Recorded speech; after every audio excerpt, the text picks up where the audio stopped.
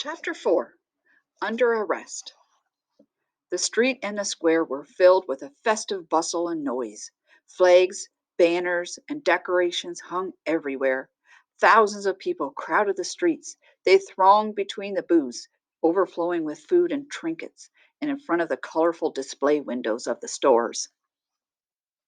The square and an adjoining park were taken up by the animal auction. This part of the fair attracted especially the farmers. They strolled past the horses, cattle, pigs, and sheep with a critical eye, but they weren't doing much buying yet. That would begin later when they began to get a feel for the market. Along the main street, several hawkers called for attention. One was selling razors, and another chocolate bars, and a third something else. But they all had the gift of gab, joking, bantering, telling stories, and spouting slogans in order to attract passersby. They overwhelmed their audiences with glib talk, and they were doing a brisk business. At fair time, the country folk were much quicker to spend than otherwise. Tom and his friends bought some fruit at a fruit stand and stood watching and listening to the hawkers for a while. They also spent some time at the auction. Bert knew a lot about horses and cattle, and he wanted to see what prices the animals would bring. As they were leaving the auction, they heard the now familiar music of the concertina again. Jimmy and his partners were standing on a corner of the square. While Charlie played, the others sang some popular songs. A group of young people gathered around and dropped a few pennies and dimes into the cup that Sammy the monkey held out. The three friends watched from a distance, standing on the steps of a house so they could look over the heads of the crowd. When they stopped singing, Jimmy did a few magic tricks that sent a ripple of amazement through the crowd. More people stopped to watch, and the foursome seemed to be doing quite well. But Tom and his companions had seen enough.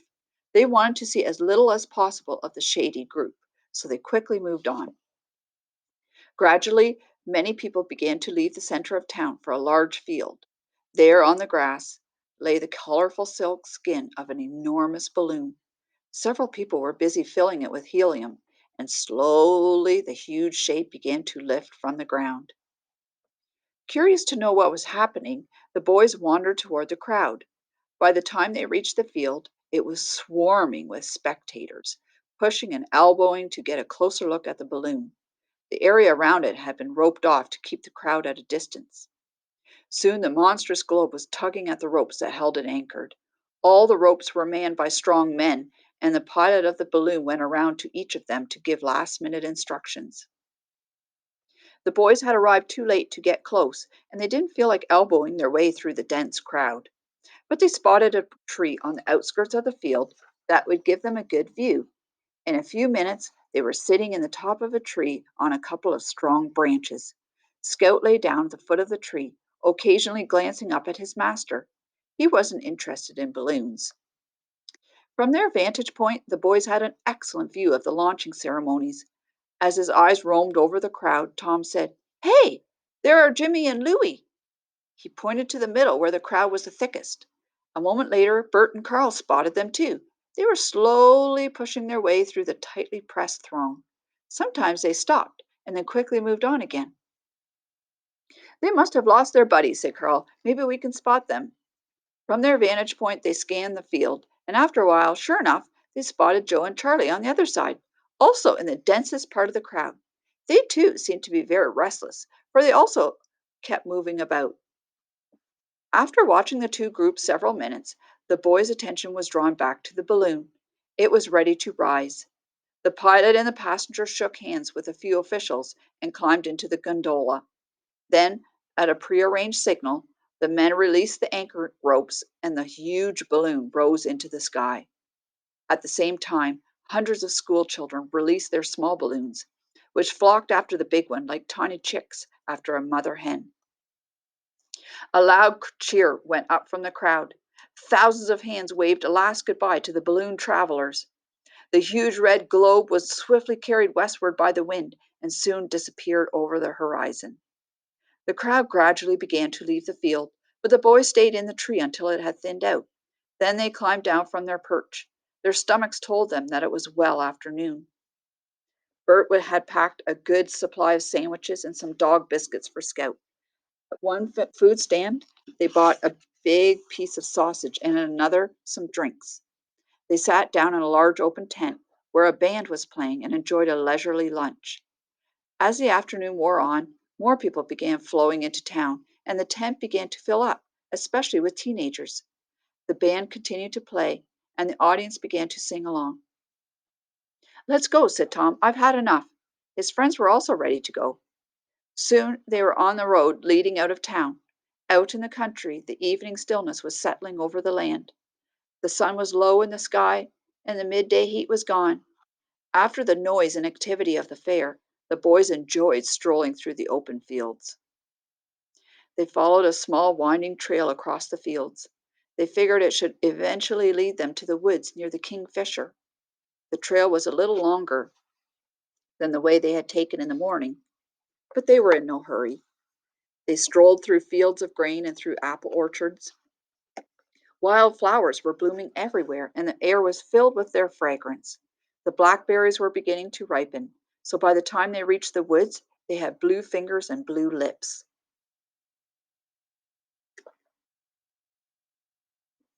Under the trees, it was shadowy and cool. A wild rabbit shot across the path in fright. Overhead, birds twittered in the branches. The boys skipped pine cones along the path for Scout to chase and bring back. Suddenly, Tom stopped. "This must be the path Jimmy took when he came back with that stolen chicken," he said. "We should be near the trailer pretty soon." They hesitated for a moment. None of them wanted to bump into the gang again. "Let's just go on until we reach the place where they were camped," suggested Carl. "But when we see the trailer, we'll circle around it so they don't see us." They walked on until they reached the edge of the woods. Bert carefully separated the bushes to spy on the trailer. His eyebrows shot up in surprise. "This must be the wrong place," he said hesitantly. "There's no trailer here." The others looked too. Had they taken the wrong trail? "No, I think we're in the right place," says Tom after carefully studying their surroundings. "Look, there's a pile of garbage they left behind, and that's where they had their campfire. And the horse was staked over there. You can still see his hoof prints." "You're right," said Bert. "They took off. We're rid of the happy wanderers. Good riddance." All breathed a sigh of relief and quickly crossed the clearing. A short walk through the woods, and they could see the Kingfisher. It lay moored peacefully on the mirror smooth surface of the lake. They hurried aboard, glad to be back. The lock was still on the door, but as Tom removed it, his eyes fell on Scout. The dog was sniffing the deck. His hackles were up, and he growled angrily. "I think those guys were on board again," said Carl, who had also noticed Scout's strange behavior. "I don't see any marks on the lock," said Tom, "and the padlock doesn't look like it has been disturbed either." Quickly, he opened the door. Hurrying inside, they anxiously looked around. Nothing seemed to be out of place. Nothing was missing. Everything looked just as it had when they left that morning. The boys relaxed. They concluded that the gang had been aboard, but that the padlock had prevented them from entering the cabin. In any case, they were gone and would give them no more trouble. Tired after a long day at the noisy fair, and not particularly hungry after their late lunch, they washed up and went to bed. A few minutes later, they had drifted off into a deep sleep. Scout, too, had rolled himself into a ball and had also fallen asleep, but he seemed to be having bad dreams. Now and then he growled in his sleep, and twice he woke up and lifted his head as if to listen. Even his sensitive ears picked up no unusual sounds, however, and he went back to sleep.